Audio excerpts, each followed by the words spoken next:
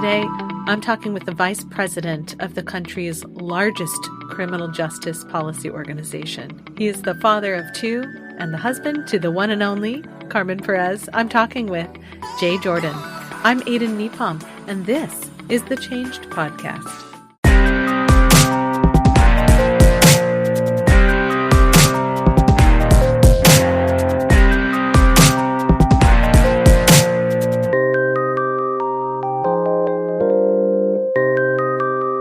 Jay, welcome to the Changed Podcast. Hey, Aiden, how are you? I'm good. I'm really excited to have this conversation with you. Thank you for being here today. Thank you for having me. You know, I would love to take for granted that everybody knows what you do and that everybody knows what the largest criminal justice organization in this country is. But I think that we both know that that's probably not true. Which is a sad state of our real reality. Would you mind just briefly telling people a little bit about the important work that you do? Yeah, sure. So I work for an organization called Alliance for Safety and Justice. It's the name speaks for itself, right? We were founded in 2015, but prior to that, our flagship portion of our organization, Californians for Safety and Justice, which I was the executive director of until March, was founded in 2012. And it was in response to prison overcrowding. In California, one person was dying every week from a preventable medical condition due to just too many people in prison. And so, the major funders in California did a scan to see if there was any organization that could actually help reduce the prison population. And at the time, California was going through a Supreme Court case. It was called Plata versus the state of California, which essentially, was if you think of like criminal justice reform, that was like the beginning of the whole era of criminal justice reform, where the Supreme Court mandated California reduce its prison population because people were actually dying, right? It was a public health crisis. And so we were founded in that whole, soiree of just, madness. And the first thing we did was we looked at victims of crime and we asked them what they wanted, like, hey, crime was happening. What do you guys want? And surprisingly, we found that, victims of crime wanted three things. One, they didn't want what happened to them to happen to anybody else. Two, they wanted people to be held accountable, but not in the sense of just like straight up punishment, but held accountable so they wouldn't do what they did to them, right, to anybody else. And so like rehabilitation and harm reduction. And then three, they wanted to be seen, they wanted to be heard, and they didn't want things to continue to be the same way. They didn't want more incarceration, more police. They wanted healing, they wanted prevention over just reactionary things. So those three things really compelled us to build our platform, which is looking at criminal justice systems around the country, state by state, and seeing where a lot of these things just don't make sense. Case in point, and I'll just leave this here, there are about 30,000 people in California prisons alone that have mental illness, are mentally ill in prison, right? And largely because their crime was driven by their mental illness. Those people don't need to be in prison. And we're spending $70,000, $80,000 a year to keep them there. That's a lot of money. People with drug addiction, they don't need to be in prison. They need treatment, People who are doing these crimes that are clearly because they are in poverty, like stealing a bike. They need a job. They don't need prison. And so what we do is look at those things and work with state legislatures and law enforcement and victims and, system leaders and advocates and people with convictions. And, we develop policies that safely reduce prison populations and reallocate those much needed dollars to things that matter, like education and victim services and healthcare and job placement and home ownership. And that's what we do. And we've been successful for the last 5 years. We've decreased prison populations across the country in multiple states by about like 200,000 to 300,000 people. We reallocated close to $1 billion from like just wasteful spending on prisons and jails into victim services and education. And we've been able to get about like 1.5 million people the opportunity to change their records when they get out after they serve their time and go on and live their life. And so that's who we are, and that's the organization I work for. I think that's amazing. I don't think my listeners know this. You know this because you and I talked about this when we met, but I had a cousin who came through the prison system. He committed a crime at 18 years old. No, I take that back. He was not yet 18, but they tried him as an adult anyway, which is a thing that happens in this country that people don't ever think about. The crime that he committed was like really stupid, and it was motivated by being drunk, and it was a bad choice, and it landed him in prison for 2 years, and then soft time for 2 more, and then he could not work in his field. So the issue of justice is actually it feels personal for me. I imagine, as somebody who works in this world of justice, of safety and justice, I think it's an important emphasis because you really do work a lot with the victims of crime as well. I imagine you have a lot of thoughts on change that's needed, what it means to be changed through the system, what needs to change in a system. Just the word change has to carry so much meaning for you. But I think I'm jumping to conclusions, so I want to ask you, what does all of that mean to you? Changes is interesting, right? Because I think it was Heraclitus that said change is the only constant. Oh yeah. And so like when I think about change, I mean it's the essence of creation. You know, it's the architect's gift to us. It's the only thing that we walk with throughout our lives that it's consistent. You know, for me, change has been something, and just put it into the context of the road of safety and justice. It's something that it embodies this experiment of democracy that we're all a part of now, right? I mean, think about it, right? 100 years ago, you know, the world was a lot different, right? Yeah. Oh yeah. America was a lot different 100 years ago, and it's because of change. But just before you even get to change, you got to talk about like motivation or like what propels change, which is so interesting to me, right? Yeah. You have these things that happen to people, like it compels them to change something. Just a story. So when I was growing up, I had a debilitating stuttering problem. I mean, it was like insane. And this is why I sympathize with Joe Biden, our president, because he has a stuttering problem. So I mean, this stuttering problem was like extremely debilitating, and it was embarrassing. And I remember I was walking to school with my sister. We were in elementary school. We went to Creekside Elementary. It was like 1.5 miles away from our house. We used to walk every day. And there was like these strawberries that were right when you turn the corner from my house. There were these strawberries. I used to pick the strawberries. I used to eat the strawberries. And one day it was Valentine's Day, right? And I had in my head to ask this girl to be my Valentine that I really, really, really liked, right? And I was practicing in the mirror for days, and I was stuttering like, woo, woo, woo, woo, and I couldn't get it out because I was so nervous. And so this day when I'm walking to school with my sister, I stopped to pick the strawberries, and my hat flew off. And so I went to get my hat, and my sister's running. And I'm like, hold on, wait for me. And so she's like, we're going to be late, right? So she leaves me, and I go back to get my hat. I get my hat, and I slowly like pick some words. I'm literally like procrastinating because I'm so deathly afraid of asking this girl to be my Valentine. So finally I walk that 1.5 miles to the school, and everyone is gone. And I'm like, and the beginning of the school is where you do all your, hey, I got this Twinkie, give me a moon pie, like the bartering system, like you figure out what's going to happen, all the magic happens prior to school starting. And so I get there and all the magic is gone. And I'm like, I miss my chicken, because there's no way I'm going to ask her in the lunch line or at recess. Like I wanted to catch her by herself when everyone is out there at this Harper's Bazaar of like kids before school.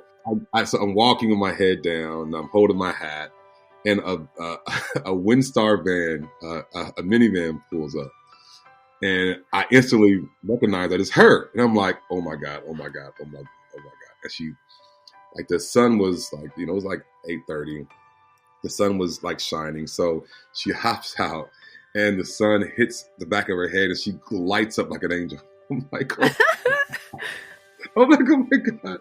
I swear they were like, oh, like angels singing. Anyway, so when she waves to me and I run over there, like, a little jog, and I begin to stutter. She told me to slow down. And I slowed down, I asked her, and she said yes. And I never forget that. That was the first time that I can remember that I initiated a major change in my life that changed the trajectory of my life. I mean, I get paid to speak.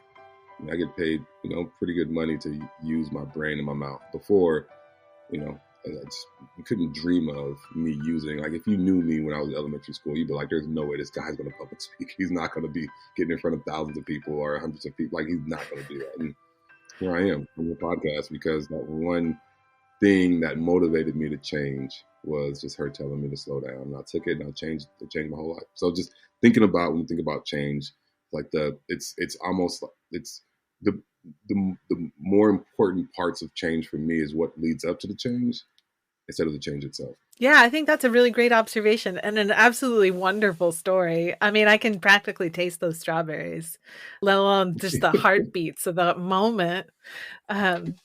It brings up a lot of memories of like you said, that in front of the school before the bell rings moment is so critical, and to miss that, I was right there with you. I love that story.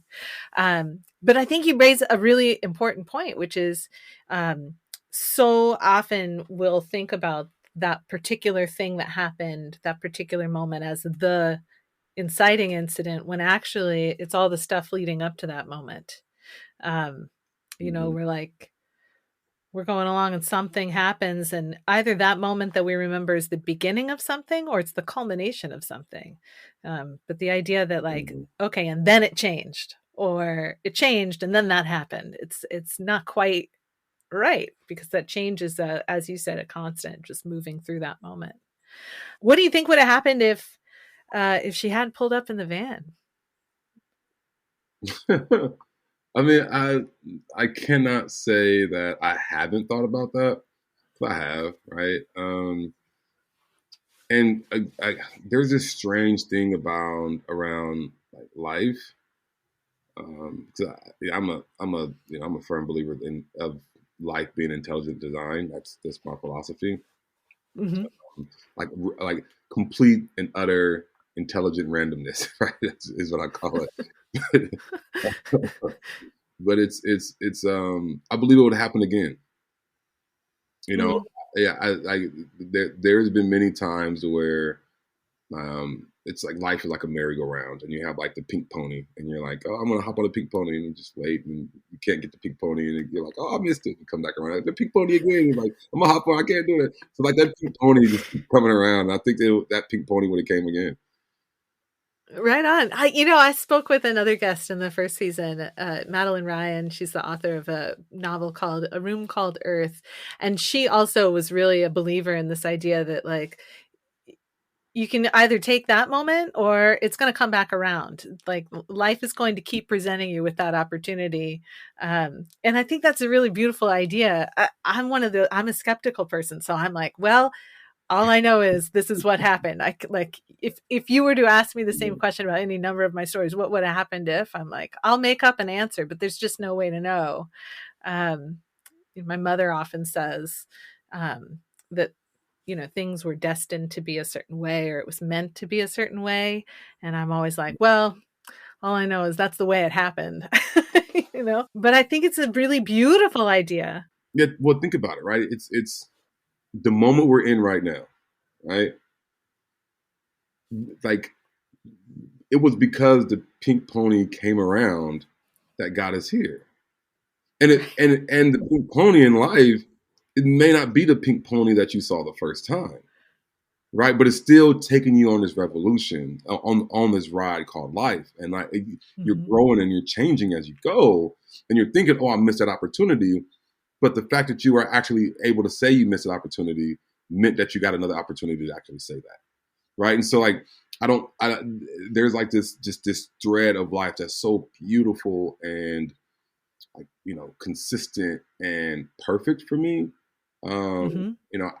I have a hard time believing in right and wrong, and because everything is in the moment, right? And it is our perception on how we view things that create this negative or positive connotation to whatever we're going Mm. through. For me, I've been through so much in my life that could be considered just really, really, really negative. And yet I'm Mm-hmm. here, right? I'm here with a great sense of humor, right? Like it's like that's beautiful, and that's the pink pony, right? Yeah. It's not a linear. Life is not linear. It is, zigzag and up and down and around, and we're on this ride, and we're like trying to hold on, and we're trying to control it, and the architect is like, I got you, just float like a reed, become water. I love that label, the architect. It calls to mind science fiction and creation and all the things all at once. I really like it. Um, do you believe in luck? Do you think that that's a thing, or do you think that your mindset is what helps you have a fortunate experience? So luck for me has more to do about your preparation for the moment, right? And just again, I'm a use this analogy over and over and over because I think it's a beautiful analogy of the pink pony. But like you just have to be ready. You just have to Hmm. be ready, and preparation can mean a number of things, right? Like preparation can mean, if somebody says, "Hey, I have this great job for you," and you're like, "Well, I don't have any experience," right? But you get into the job and you realize that everything that like prepares you for this job, right? You just become very good at it, right? That's one level of preparation where it's like just my experiences prepare me for this moment. Other levels of preparation is like I'm preparing for when I go take this test. I'm preparing for, and then when luck comes in, I believe that there is this again, like this very tangled web of possibility, right? And when you are going through this tangled web of possibility, luck inherently is in that, you know. Hmm. So I live on the 54th floor in Midtown Manhattan, right? I can see all it's beautiful. I can see all of Midtown. It's great, right? And so I was, standing up there, and my very insightful and beautiful wife, by the way, as she says, what other people down there see as problems, up here we see as opportunity, and I'm like, that's poetic, right? I was like, that's poetic, Right. yeah. And so I begin to look and for the opportunity, right? And I saw this guy arguing with the cop, the traffic cop that come that because in New York, like double parking is like occupational hazard, right? It's like you double park because you live in like New York, so everyone doubles park. It just is what you do. So he double parked. The parking guy comes behind him. He could tell them 54 floors up. So I don't know what they're saying, but I'm in my head. I can hear the conversation. He's like, "Hey, look, I'm coming, coming out," and he's like, "No, I'm going to write you." I'll be like, "No, I'm telling you, 30 seconds. Give me 30 seconds." And the traffic cop is like, "No, no, I got to write you up. You're here." He's like, "No, no, no, no." So like this dialogue is going back and forth, and then I begin to look around. I listen to it. My wife's words is ringing in my head. I'm like, "Where's the opportunity? Where's the opportunity?" Right? And if the guy would have just went like literally 100 feet, made a right, there was a parking spot right there, right? Oh, Now, wow. now is that like is luck preparation? Is it perception? Right? I just Hmm. believe that we are a part of this, like this consistent ball of possibility, and depending on your perception and where your elevation and where you're at in life and just who you are, like luck is just inherently a part of the process.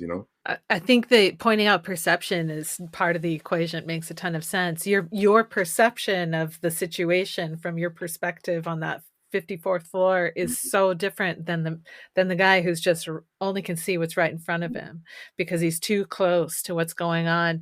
Mhm. As a consultant, one of the things I do is help people zoom out so they can see.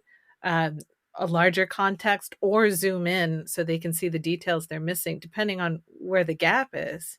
But more people could use that in their personal lives, I think. When I was a little girl, my dad taught me a trick that I think he picked up from, something like S or NLP or who knows. But uh, one of these mind control-y type of tricks called creating a parking space. And your story reminded me of this. But creating a parking space is this thing where you're imagining that there's an empty parking space just sort of like waiting for you right around the corner, and you visualize it. 9 times out of 10, it's there. But I think it's not because you actually made the parking spot. Though maybe it is. Maybe there's a little bit of magic in the universe and you tap into it. I don't know. But my explanation for it is more that you're not worried about, is there a parking spot right here? You're looking ahead. And when you come around that corner, you've got that expanded view for, I'm looking for that parking spot. So that when it shows up, you're like, see, I knew there'd be a parking spot. And it just kind of reassures you. And if there's not one, you're like, it must be around the next corner then. As opposed to like, all hope is lost. I visioned it and it's not there. And, it's like, so I do think that there's this like taking that expanded view. And I think that applies as well to interpreting the experiences of our lives, the changes that we go through, that taking that expanded view, being able to look back at the playground, so to speak, and being like, that started something. Yeah. That's neat. Do you want to pause this philosophical conversation and play a game? Yeah, let's do it. Okay, so here's the game. It's called Aiden Asks You a Bunch of Questions, and then you answer them as quickly as you can. That's a very long title, but let's go. And the first question is, cake or pie? Pie. And then again, as quickly as possible, why? Pie is like pizza and sweets, so you can get both in the same, Oh, best answer. If you had to pick one favorite outfit for the rest of your life, or one brand new outfit every day, but you never get to wear the same outfit twice, which do you pick? Brand new outfit. Why? Because you could have similar outfits if you like it. Oh, I like that. I like that. It reminds me of what somebody said once. It was like, if you don't like the rules of the game, maybe you need to write some new rules. I like it because it's like, yeah, I pick the one where I get variety, but also some of that variety's got to include something similar to this thing. I like that. Yeah. All right. When it comes to furniture arrangement, I think you just moved. You were telling me that you were in the middle of a move, so you've now completed that move, I think.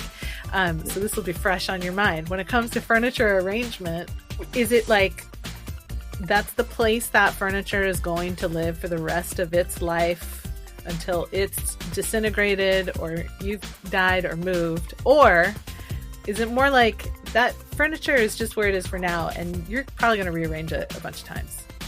I'm going to rearrange it because change is constant, right? Yeah. You see what I did there? I like that. Yeah. Read any good books lately? Yeah, I'm reading one now.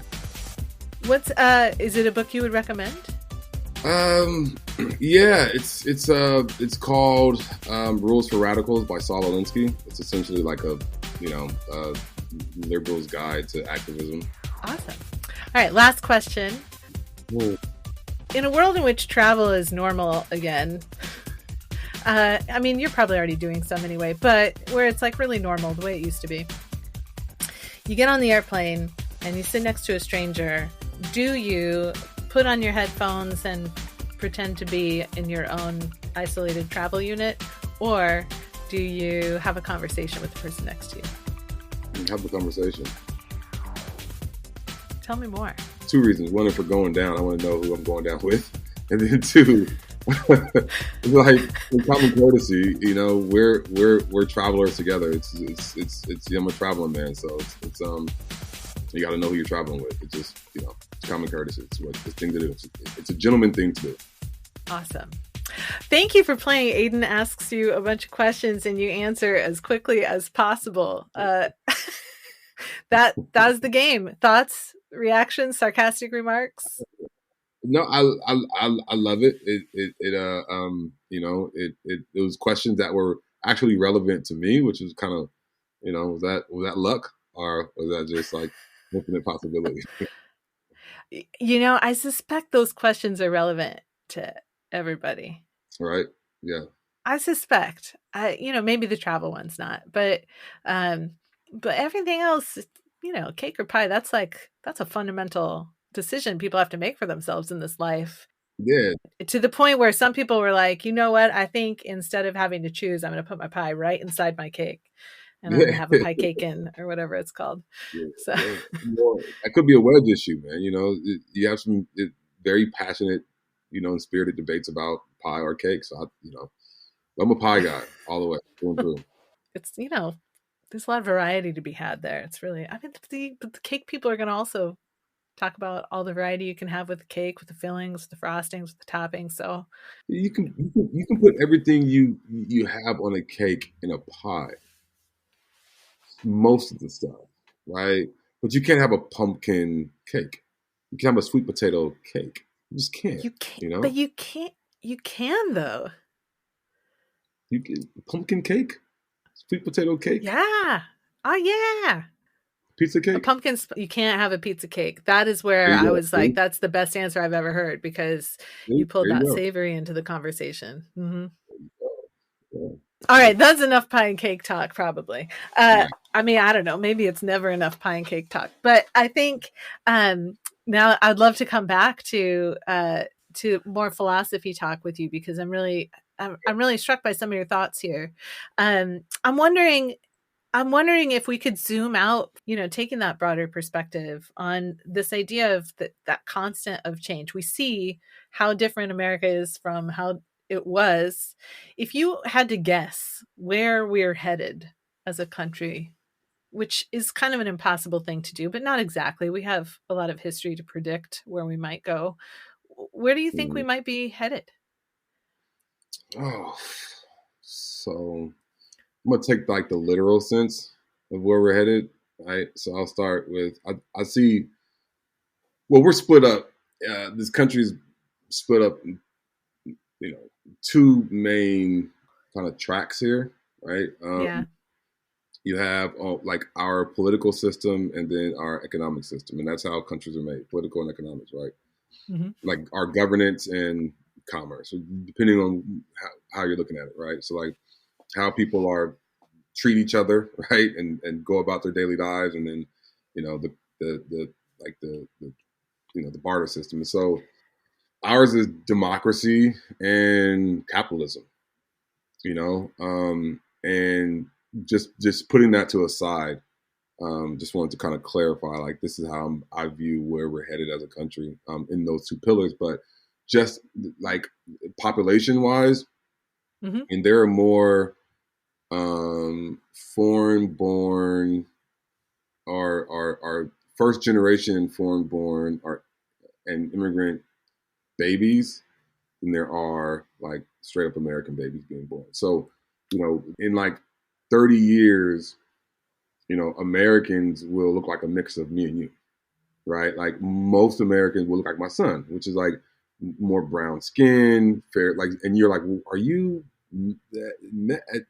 I, what are you? And so like that's what we're going like, and that was a great experiment at the beginning, you take out of racism and slavery and all that stuff, like the idea of an immigrant America, right? Hmm.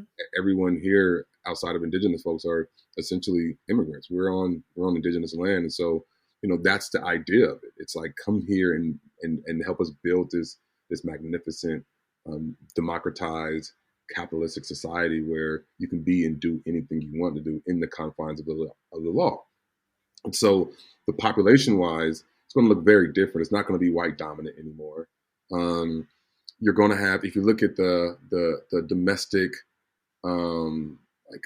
micro migrations, right? Hmm. You are beginning to see people move from metropolitan areas into more rural areas. You're seeing people move from the coast, like who traditionally were immigrant in more inward, and then people who are like inward moving to the coast younger. You're seeing like baby boomers, folks who were raised in the 50s and 60s, are born in like the 40s, 50s, and 60s, that are really family oriented and like mom and dad, and go to college and buy a house. Like you're seeing those folks kind of die off, or literally like die off, and then the millennials and are beginning to have a different way of viewing things, right? And so like couple that like that population, just very clear like what's happening with like the micro migration and the generational, influx, like the generational change, you're going to see that impact democracy and capitalism in very clear ways, right? And we're seeing it now. Some call it disruption. I don't call it disruption. I just call it change, right? you see what I'm doing there? Like CEOs, just a clear picture. CEOs are getting younger. They're not, old white men anymore. You are beginning to see, women in a lot of like leadership positions, which is, by the way, great for this country. If you think about, I digress for a minute. You think about what men have accomplished. Right? Us men have started every single war, right? Right? So maybe it's time for us to take a step back and let women lead a little bit, right? And I think that's a great thing because like we are different biologically, emotionally, physiologically, and it like our leadership styles are tremendously different. And not to say just like, oh, all women are the same, but it's like, no, it's a mix, and there's genius inside of just being a woman for the sake of who you guys are, right? Who y'all are, you guys are, who y'all are. Us women guys. Yeah, us women guys, right? So who y'all are, because just the nature of nature, right? And so you're going to see like this, the population change, influence our democracy in ways that you're seeing now, where senators and Congress people are getting younger and more diverse. You're beginning to see these ideas that were really espoused at the beginning of, they're really espoused in the Declaration of Independence, right? We hold these truths to be self-evident, that all are created equal or endowed by the Creator, so inalienable right. And among these are life, liberty, and pursuit of happiness. And get this is what a lot of people miss. Governments are instituted by men, replace men with people. And if at any moment that government becomes destructive to its means, it is the right of the people to alter or abolish it and institute a new government, right? And so when you see people, right, in the streets, when you see people demanding for expansion of rights and inclusion into the American,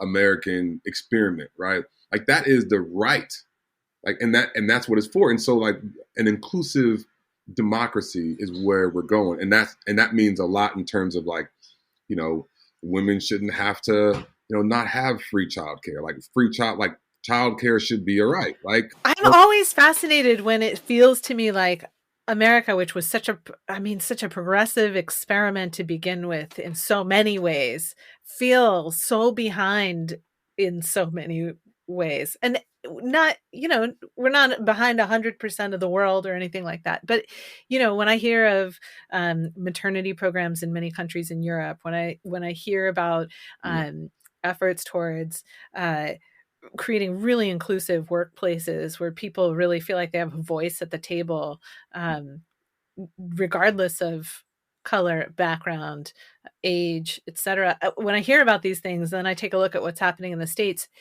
It's happening here too. You can see lots of evidence for it, but you can also find lots of evidence for where we are still have lots of room to grow. We got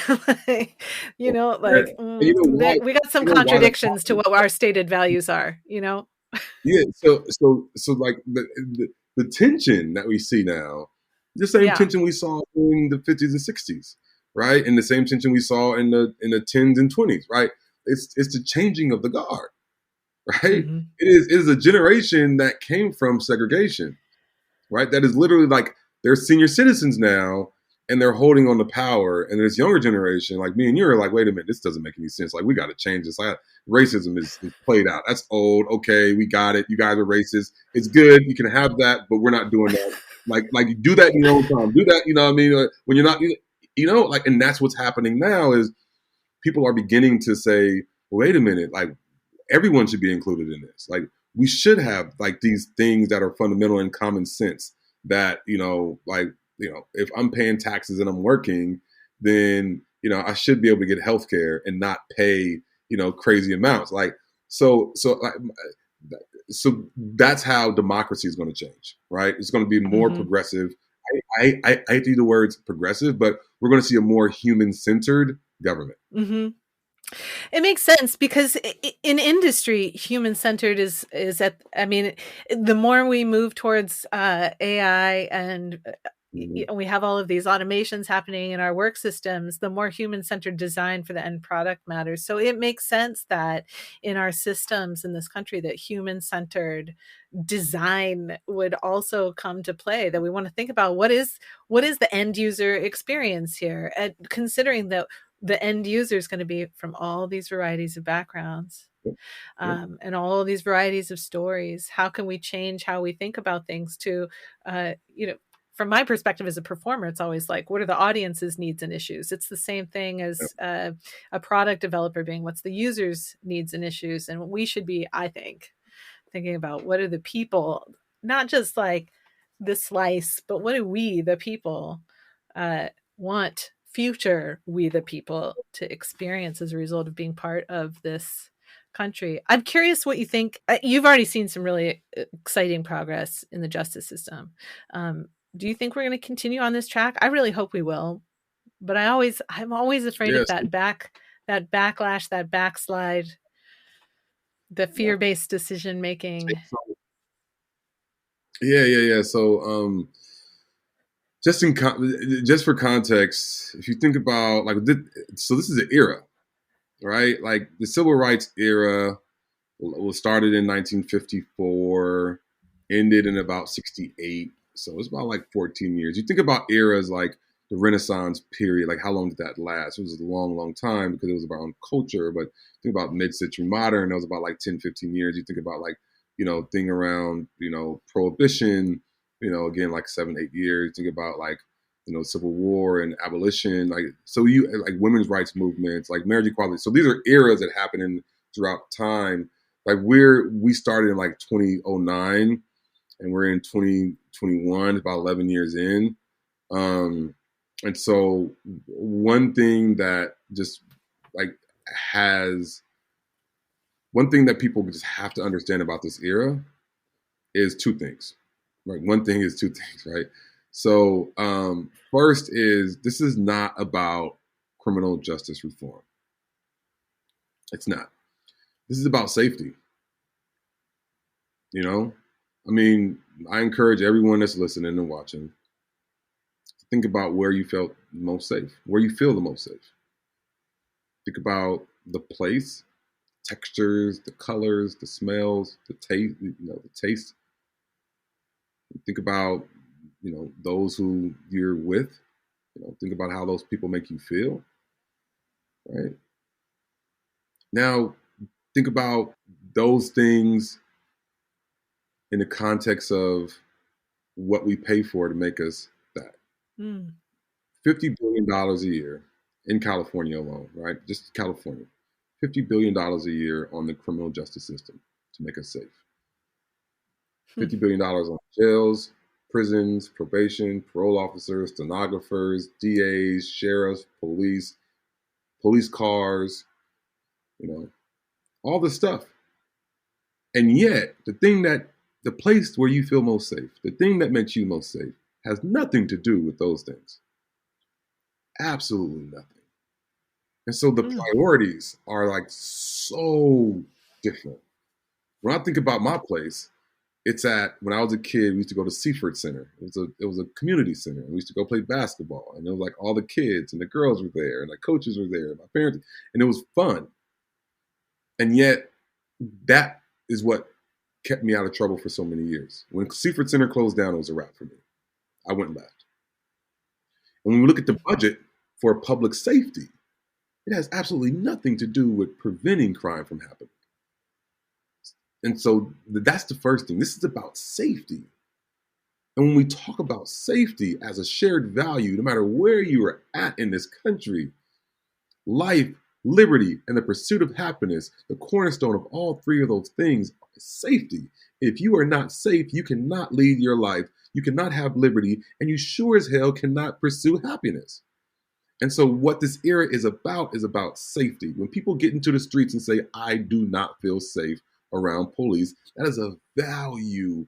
I mean, that is a valid concern, because if you if you Google Black people in America, you are going to see police with dogs. Like, it's so this is about safety, and we're in an era where people are making it a wedge issue about, crime and punishment, and it's not. Mm-hmm. If you ask victims what they want, if you ask the public, and you ask them a fundamental question, would you rather spend $50 billion preventing crime from ever happening, or $50 billion on waiting for crime to happen and then dealing with it? So that's the first thing, is like understanding that this is about safety. And we have a long way to go to shift the conversation from crime and punishment to safety, right? And budgets to focus on prevention and intervention instead of just response. The second thing is this, which attaches to the first point. It's extremely important for people to understand. Our entire system that we as taxpayers pay for only is activated after a crime happens. After. I just think that's so bonkers. The number of people that you talk to that were like, we called the police and they told me they could literally do nothing, is so astounding. And I mean, you can take race out of the conversation and still be appalled. You know what I'm saying? Like, 100%. If you want to get really upset about something, get upset about that, because we want to, like you said, we want to feel safe. Yeah, we want to feel safe. That's it. That's it. And so I say something super controversial that I always get in trouble for my people on the left, and then the people on the right are like, I don't know. But like, I believe that January 6th and summer 2020, the feeling and the concern at its core that people had was government interaction with them. And one was through the lens of Black oppression, and the other one was through the lens of white privilege. Take race out of it, they both had the same valid conversation, that this government has went off the rails some way, and that is we the people need to reel it back in and say, this is exactly what we want. So when I talk about where we were headed, that's the exciting part about change. I always say when fear becomes part of the equation, logic flies out the window. So to your point of pursuing happiness and pursuing life and liberty, if you're afraid you can't do those things, and I think you can look at summer 2020 and you can look at January 6th, and those are clearly, in my mind, both fear-driven movements. One group afraid of losing all the things they think matters. One group afraid of losing their lives and loved ones, working backwards in time, in case that wasn't super obvious. I think that you have to give people a chance to feel safe in this world. And I love the work that you're doing so deeply. I'm also hyper aware that like time is fleeting. It is flying from us. I mean, because I'm just swept up in the conversation. I think this has been pretty remarkable. So rather than take your time for granted, I'll just ask you this. First, I just want to say I'm grateful for your thoughts, and I am grateful for your stories. Your stories have been magical today. What would you like people to leave knowing, feeling, thinking about in regards to change, in regards to safety and justice, in regards to picking strawberries, you name it? What do you want people to leave with today? I mean, growth and change is the essence of creation. And for any man, woman, or child to try to replicate that process is simply unnatural. Embrace it, be it, love it, know it, and know that you are powerful beyond measure. In the words of Mary Edelman Wright, it is our power that we're afraid of. It is the fact that, in spite all that's going around us, you are the one that is going to create history. And you're making history, and so like I want people to understand that whatever you're going through in life, no matter what it is, and it can seem insurmountable. It can seem like you will never get past this moment. One thing that is the only constant is change and growth, and that will pass. And that pink pony is going to come back around again. You just got to be ready to hop on. Thank you, Jay. This has been fantastic. Thank you for having me.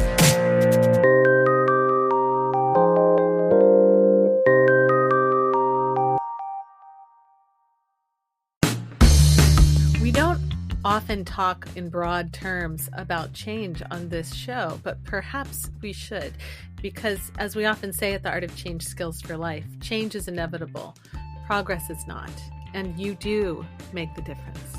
If we want to change the world for the better, not the bitter, then it really is time we start thinking about not just what we're afraid of losing or really what we're afraid of in general, but instead about what we want future generations to experience as the result of what we do today.